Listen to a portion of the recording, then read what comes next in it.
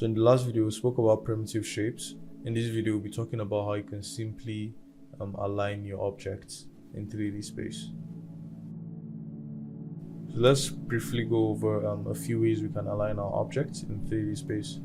So I'm going to press delete on my keyboard to delete this cube, and yeah, so when you spawn or when you put a mesh in your 3D scene, the main reason why it appears here is not because of the line intersection. Absolutely not.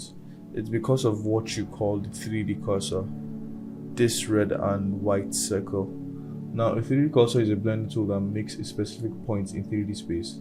It's often, or rather it marks a specific point in 3D space. It's often used as a reference point for positioning, rotating or scaling objects. And what this means is we can adjust or we can move, we can influence this 3D cursor to wherever we want to in this space. Now if you look to the left of your screen where the toolbar is, remember that I went over the rotate, move and scale. Now there's a tool called 3D cursor or cursor, and now if I click on this tool and I go anywhere in this scene, left click on, let's say, this part of the scene, my 3D cursor automatically moves here. Now so this tool basically is the adjusting of your 3D cursor. Since my 3D cursor has been moved here, or better still, let's move it to where my camera is, right? Since my 3D cursor has been moved to where my camera is, if I go to add mesh cube, yes, my cube no longer appears here. Like remember I said it's not because of the intersection. The reason why your mesh appears here is because of the 3D cursor. Now the 3D cursor has been moved to where my camera is, so that means my cube is going to appear where my camera is. As you can see, my cube is at the center of the 3D cursor. A quick note, this grid pattern you see is not a physical object, it's an overlay. What does that mean? It's non-physical. It's a, if I turn this off, if you come to this if this options up here where you have your render modes and you have your show overlay modes and you have your show gizmo mode, basically your show gizmo is basically this. If I come to move tool and come to show gizmo, this is your gizmo. This is called a gizmo. So if I turn this off, you can see that it no longer shows your gizmo. Now this entire space, this grid you see, is not an actual or physical thing, it's just an overlay. If I turn this, if I say show, if I click on show overlays, that's turning it off, that's turning it off, you see that everything disappears, and it's because this is not a physical object.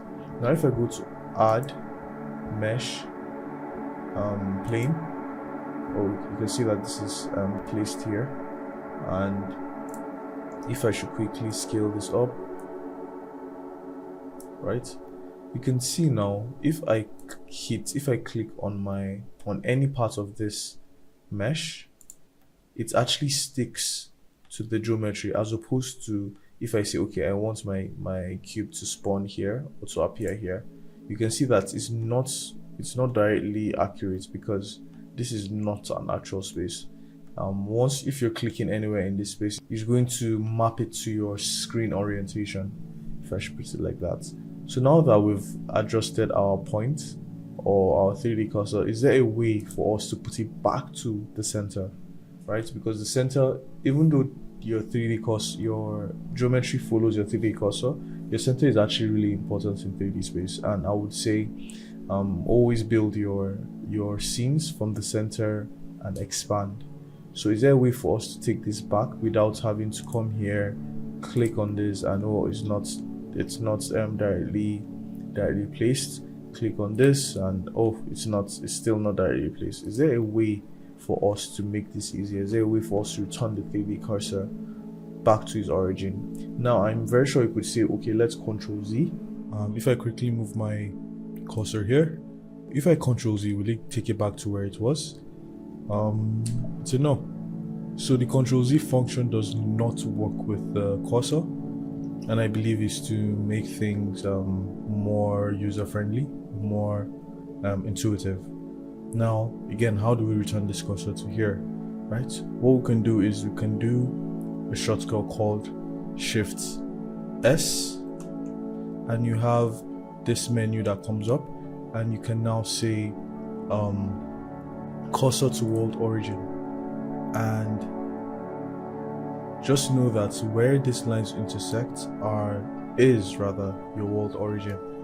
That's how you return the 3D cursor to your world origin. Shift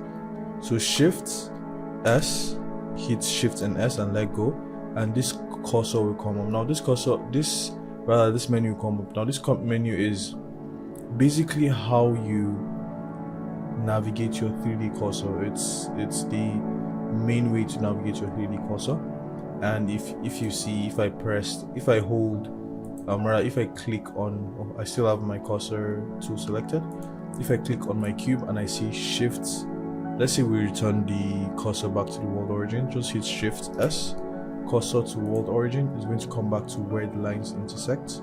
That is our world origin. Now I have this cube selected.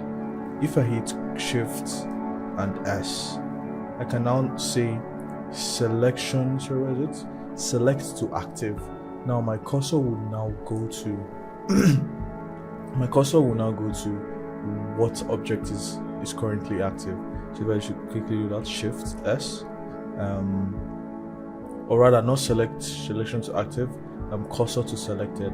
So cursor is now going to go to our selected object. You can see it's in the middle of that. If I select the slides, Shift S, let's go, cursor to selected. You can see that it's in the dead center of our 3D cursor, of rather our light. So that's how you navigate this important tool. This is very, very important. This is a very important part of Blender. And why is it important? Like I said, if you're trying to add something into your scene, it's going to be added where your 3D cursor is. So just keep that in mind. For instance, if I come and add the monkey, you can see the monkey is where our cursor is. So if I quickly just do Shift S and return our cursor to the world origin, it's back here. But if I now come again, add a monkey, you can see that it's now at the center of our world, right? So now another question will be, how can I return? Let me quickly delete the monkey. Another question will be, how can I return all my objects to the center, right?